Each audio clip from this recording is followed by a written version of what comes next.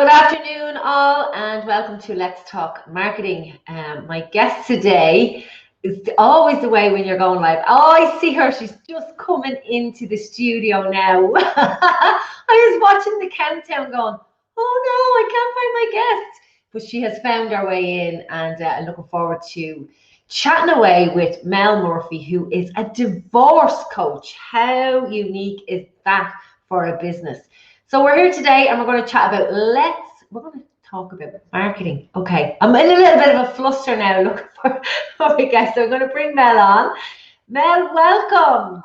Thanks, Amanda. Apologies for that. Just all my different emails and links all over the place. So we're in a world where it's like WhatsApp, Messenger, email. There's so many ways of communicating now that it can be quite overwhelming.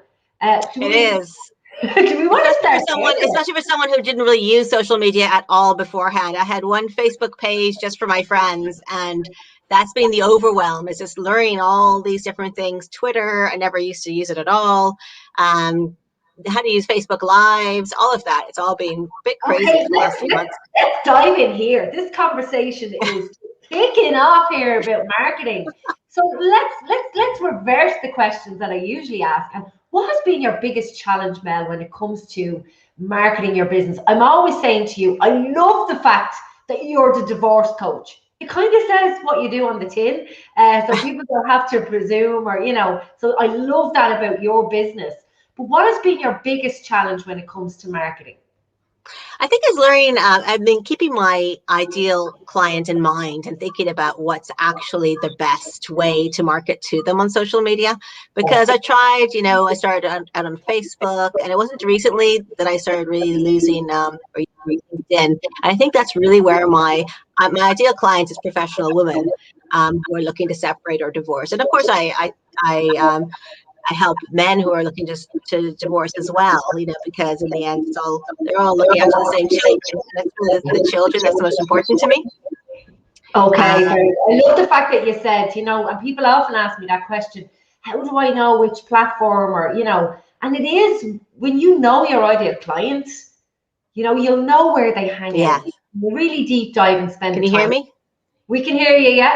Okay, I wonder, can people hear you? Let me just see the comments. If you're watching us, we can see the comments here, so chat away. If you've got any questions for Mel, put them in the comment box there, and hopefully I'll see them. I know we're on a couple of different, we're in groups, and we're on my Facebook page as well, so hopefully I'll see your message. If not, we can get back to it, but do interact in the conversation today. So Mel, in terms of your ideal audience being on LinkedIn and Facebook, have you found that there's a big difference since you've changed over and started using the right platform where your ideal audience are? I've definitely seen more links coming through, more people interested in my services since then.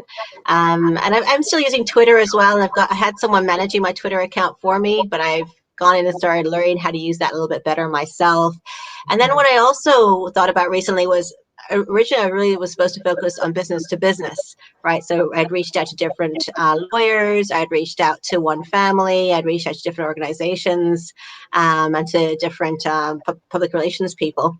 And I lost that focus because I was so entrenched in the social media stuff, and I was pulling my hair out with all the social media, and it was taking over so much of my life. And I realized I really need to refocus on that business to business, because what's really important is I know that I've got this amazing service, and I know so many people tell me, oh, it's so needed right now.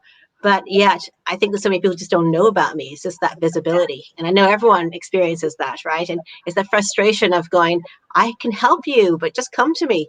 And if I can do that, more of that business to business, I'll be able to get a larger group of people each time. So I'm going to start focusing a little bit more on that piece too.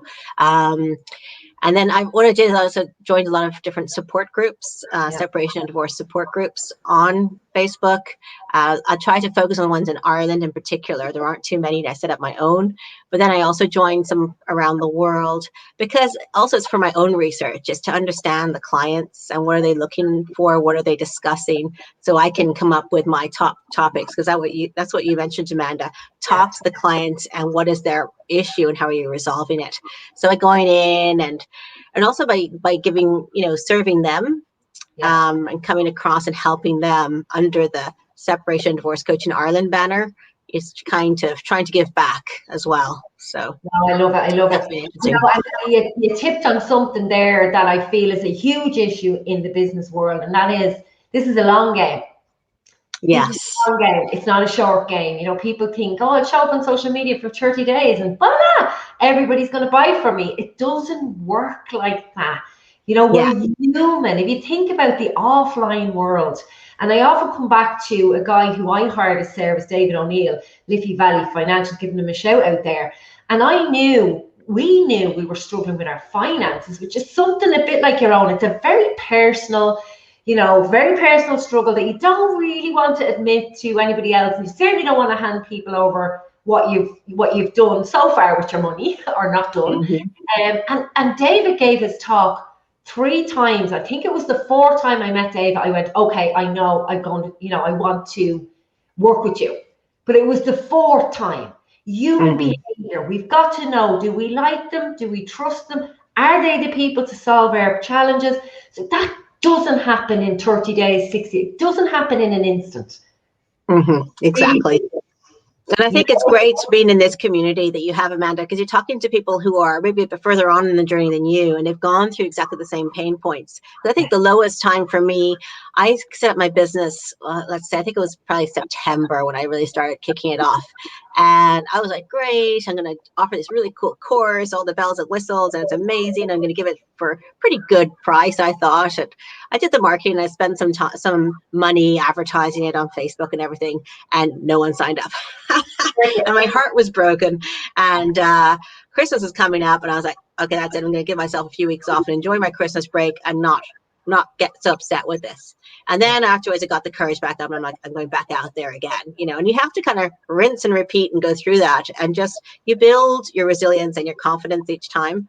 And you go like, right, I know I can do this. I know I have something that's really special for people, and I'm going to get out there. And even if I just help one person, that's my success, But if we read a lot of the stories, the success stories, the business books, it isn't success and then it's failure way to succeed. In order to find out what works and what doesn't work, you need to take the action. You need to take the action. Now, again, you said something there as well. I had everything ready, all the bells and whistles. I actually mentor the other way around, which is like, sell your offer before you've created your offer. Then create your offer. So you're getting paid. And it does definitely lessen the blow that, you're building it as you've been paid to do it. And the main reason why we do that is because your clients, my clients, teach me all the time. So, there's a brilliant image out there of this path that the builder decided, oh, this is the best logical way to put the path. And he builds this beautiful complex and this lovely pathway. And after a couple of months, he noticed that there's a whole, the grass is all worn out this way, because actually the people wanted to walk this way. They didn't want to go this way. So, finding out who your ideal client is, doing that research and doing all that before you create all the bells and whistles for the program, build the program on the way. Help to not feel so deflated. And also, I've been running my program for how long? I've tweaked it so many times. It's always in beta mode. Have you found that now? I have actually, and I kind of feel like I've gotten to 5 key topics now. So the one being the overwhelm. People are just sort of in this deer in headlights, like, what am I going to do now? And even taking that first step to contact me is huge, because they're not even brave enough to do that, or they're not even brave enough necessarily to call a lawyer and go, what are my rights? So that's a huge first step, even for them to contact me. And then the main focus, and even talking to different lawyers and everything, is the children. So what are they going to do about the children? So I'm doing a lot around that at the moment, and specific workshops on that piece, which is really interesting to me, because this is one of the reasons why I started this business, was the impact on the children and how could you help the children. The other one is obviously the finances and the house. So a lot of people don't want to leave because of the finances. They're scared. So even the pre-divorce decision making. And then a lot of people have maybe difficulties with their ex-spouse. How do they, some people are super hurt and do everything they can to make it as difficult as possible for those. How do you get around that? That affects people all the way through the divorce. They need to come to me for kind of all the way through to kind of keep that, to keep themselves positive and keep going and keep the momentum up. And then after their divorce, they can be a little bit upset as well. There's that whole mourning period afterwards, and they need some support through that period just to kind of find themselves again and rebuild their new lives. So there's 5 key topics that are coming up again and again that I'm working on at the moment. And you do have a weekly, or is it a weekly or a bi-weekly support group for people going through divorce, don't you? I do, yeah. So every Tuesday from 9:30 p.m. Irish time, people can just dial in. It's just €7. They can ask any questions they want. There's a little questionnaire when you sign up, saying which topics you want me to cover. I'll make sure I focus on those, and answer any questions. People can come in incognito if they want to, because I know it's a very personal process that people go through, and that's why I offer the one-on-one coaching as well as the group sessions if you want to kind of stay private. And then the information I get from those then helps me focus on what my topic is going to be. And I usually do a workshop then later in the week around the key topics that were brought up to give even more information. So every Thursday, depending on the demand for it, I will do a workshop. So this week I'll probably be doing a workshop on the children. And I usually write on LinkedIn. I usually write an article every week on that topic as well. So make sure you're on LinkedIn, and spreading the word, because most of the time, if it's not us going through it, we know somebody who's going through it. Exactly. It can be a lonely road. It can be a lonely, scary, frightening, overwhelming road. And I actually have a free download for people who are supporting a family member or a friend who's going through a separation or a divorce. So just reach out to me. I haven't got it up on my site just yet, but I have it available to send out to you. So reach out to me and I'll send it on to you for free. Phenomenal. So there's lots of different things. Because this is a chat about marketing. So therefore, Mel has, something complimentary. Here you go to add value. Then there's the low ticket. It doesn't cost much. Come in and have your questions answered. And then there's you can come on the program or work with me one-to-one. So I love the strategic, it's all in a line. It all makes sense, and it's all for the one audience. Speak to one, speak to many. And I love that. So great clarity. You can see the clarity that Mel has around our business. She is, and I know you were speaking there about going back to that B2B. Did I see you were working with somebody, or you did a promo together or a talk with it? Yes, I've been doing a few talks actually with members in this group and some people that they might know. So it's a really great way to network, is within this Own We Can and We Will group. I was on Spotify, wow, with the lovely Dolores Andrew. I was with Sue Landsberg, did an interview with me, or we did an interview together actually. We've both shared the interview across our sites.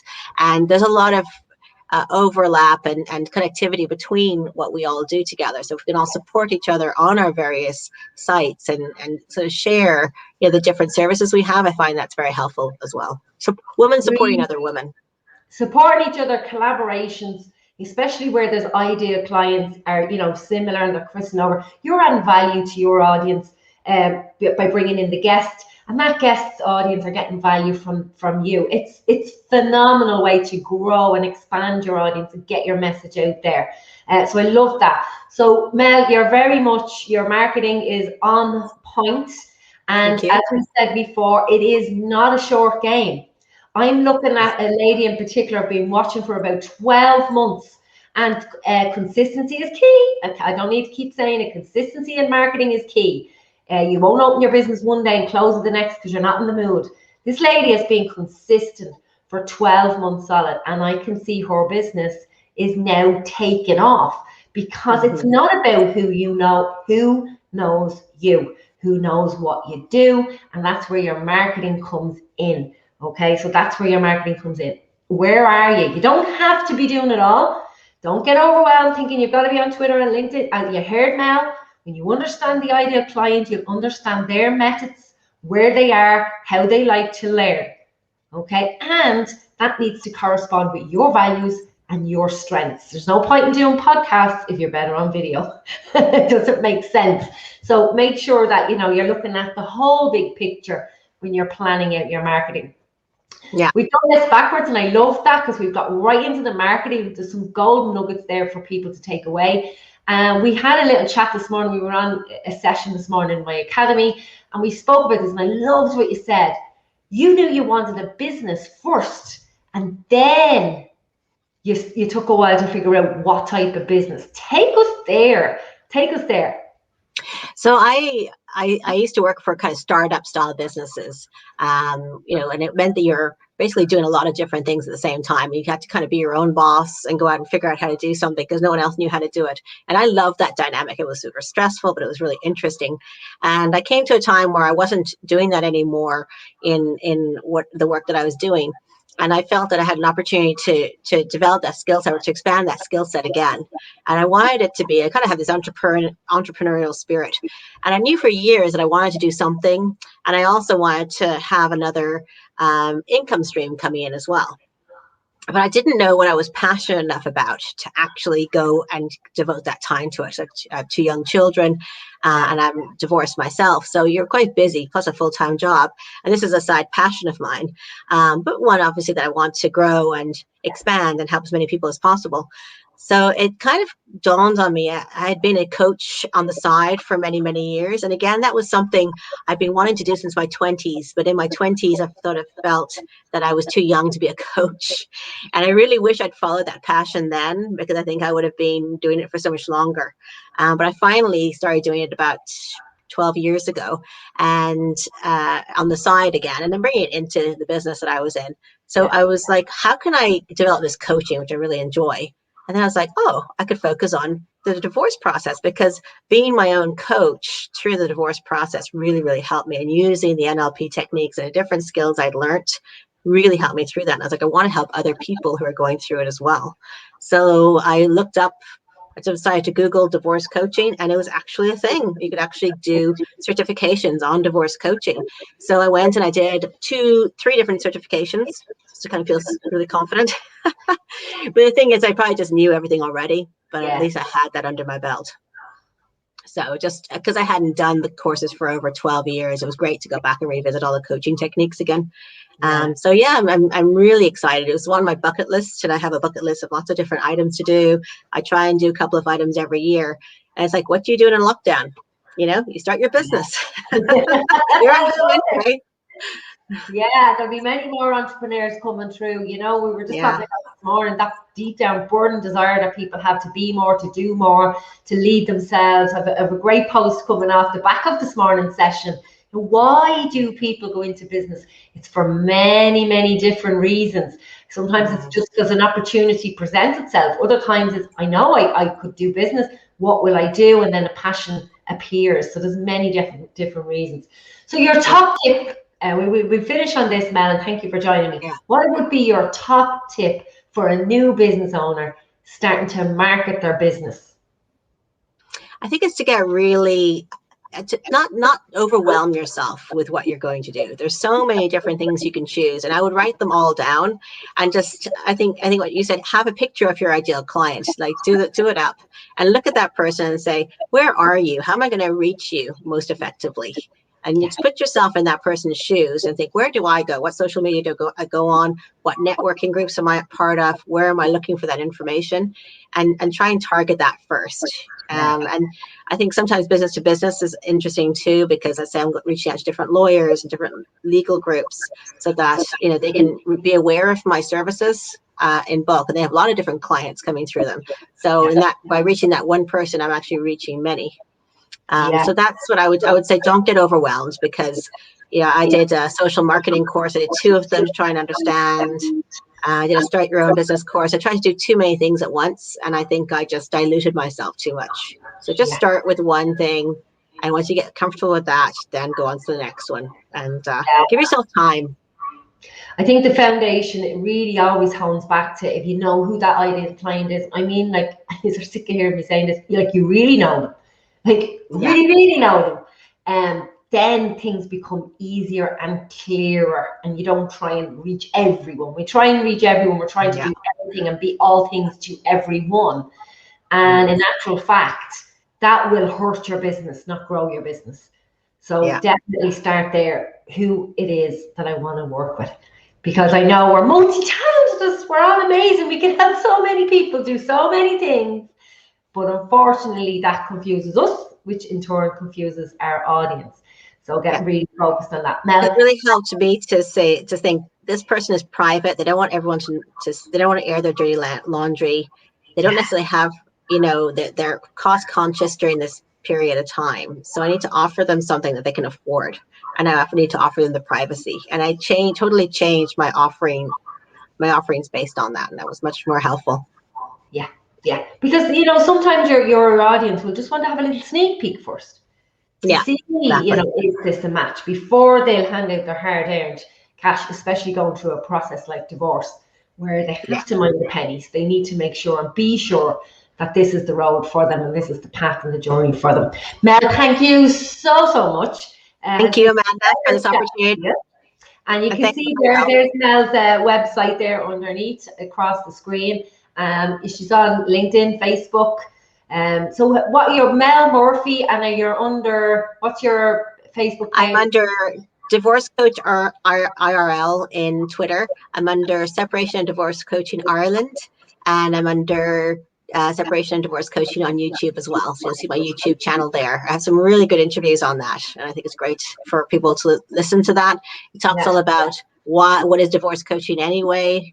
Why would I need a divorce coach for different parts of pre-divorce, during divorce, or after, and some really interesting interviews with good people. Fantastic. And Mairead Carroll is joining us live. Thank you, Mairead. Mel, that sounds great. Thank you. Thank you, Amanda and Mel. You're welcome, Mairead. Thank you for stopping by. If you've missed, this is episode 4 of the Let's Talk Marketing, and you'll find them on my YouTube channel. Every Tuesday we upload to YouTube, so you can catch some great tips with some great guests. Thank you for being with us today, or if you're watching on a replay, let us know in the comments if you've got questions for myself or Mel. We'll happily answer them. And let's know your thoughts below. What's your number 1 tip for marketing your business? Take care, and we'll see you soon. Bye. Thanks, everyone. Bye.